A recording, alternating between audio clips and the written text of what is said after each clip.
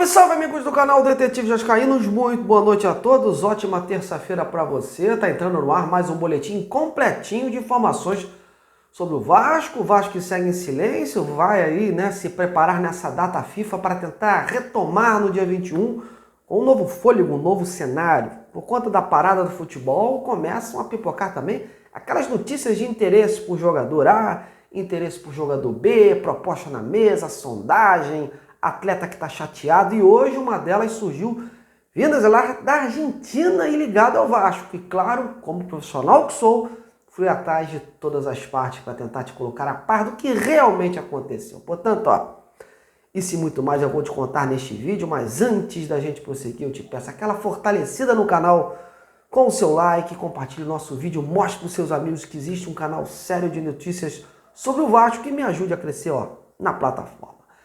Vem comigo nessa. Bom, meus amigos, vamos dar o pontapé inicial de hoje sobre um assunto que dominou o noticiário matinal do Vasco. E venho lá da Argentina, através do jornalista Uriel Lugt, especializado no mercado da bola. Segundo o jornalista, o Vasco teria realizado uma proposta formal pelo goleiro de 31 anos, o Nahuel Losada, do Lanús. Seriam aí cerca de 2 milhões de dólares por cerca de 80% do passe do atleta. E essa notícia veio na contramão das informações que pairam aí sobre o dia a dia do Vasco, um clube que vive um imbróglio na SAF, está sem um investidor, tem problemas de caixa, dívidas aí na justiça, entre outras coisas.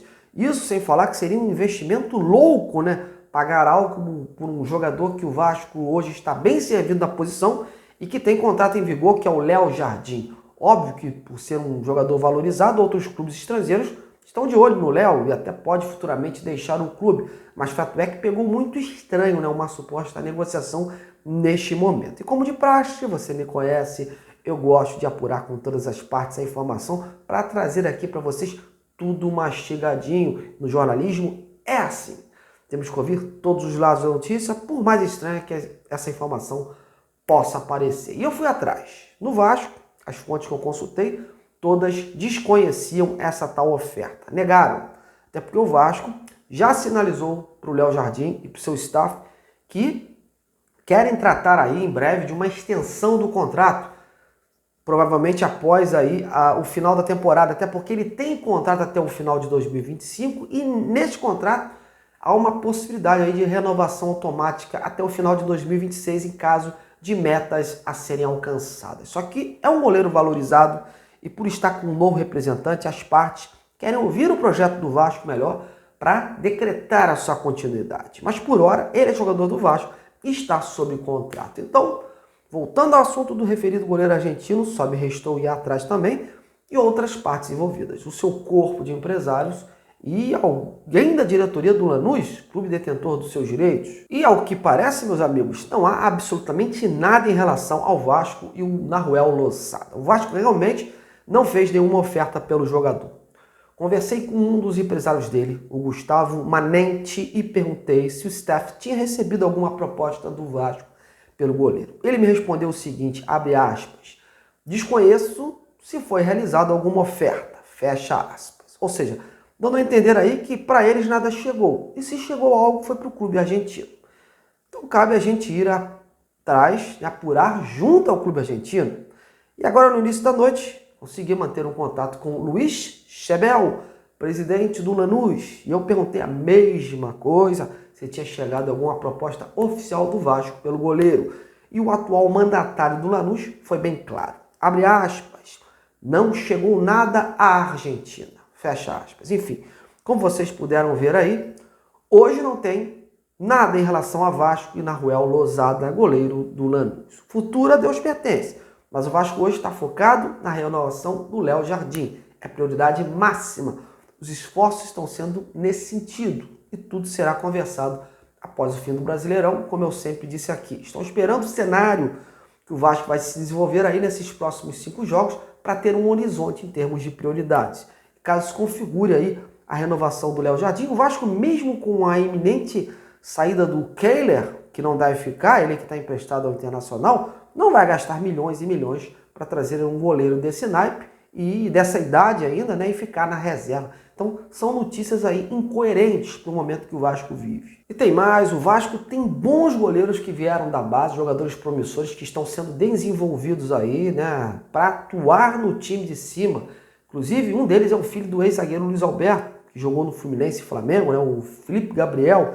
Ele é jogador de seleção da base, né, e tem um futuro promissor. Está sendo lapidado aí para poder ser uma das opções do time para a próxima temporada. E tem outra coisa, nem o próprio Rafael Paiva vai ter a sua permanência assegurada, viu? O Vasco primeiro precisa definir essa sua permanência para aí sim começar a falar em nomes que vão reforçar o elenco.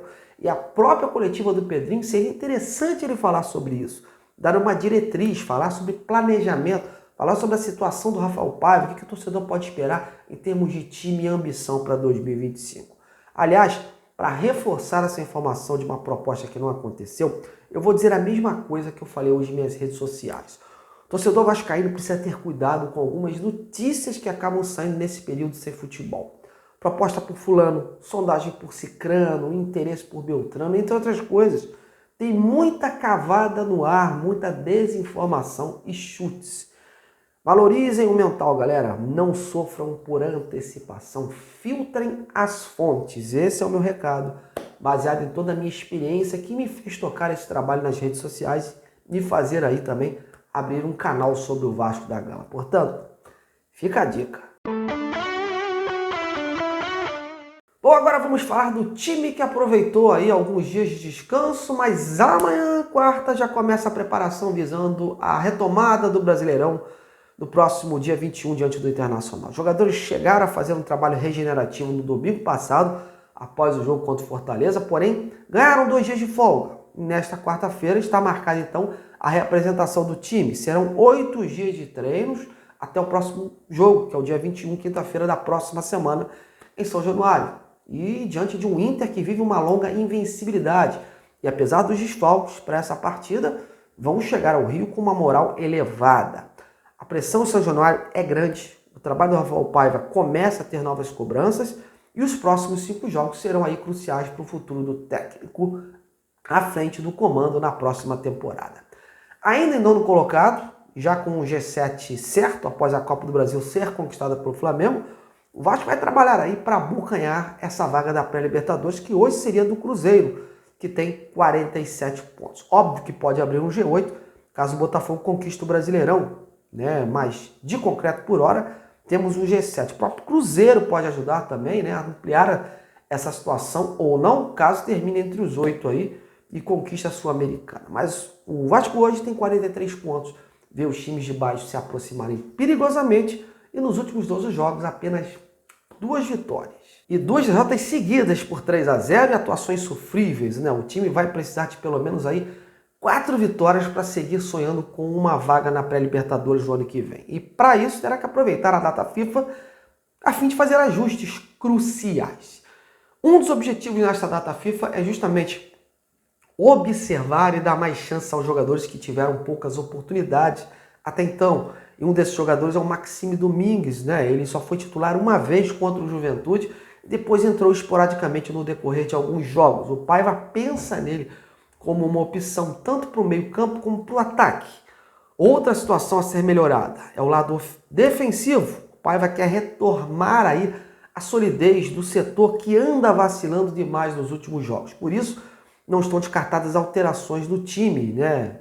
Alterações táticas ali, principalmente na meiuca, para dar aquela solidez. Além disso, o técnico terá que procurar novas opções ofensivas para a equipe, já que o Pumi está sendo improvisado na direita. E a ideia é colocar um jogador que tenha mais características ali com o setor. E esse período também será bom para o Paiva definir quem entra entre Coutinho e Payet aí para ser o cérebro do meio-campo, né? O real titular. Ambos não vêm bem condicionados e essa pausa é estratégica para a recuperação deles. Enfim, a partir de amanhã a gente já vai ter aí um cenário dos ajustes que o Paiva pretende implementar no Vasco. Bom, é isso. Essas são as informações por hoje. Aqui é 100% jornalismo. Espero que tenham gostado. Amanhã a gente volta com tudo aqui no canal. A você, meu muito obrigado. Um grande abraço.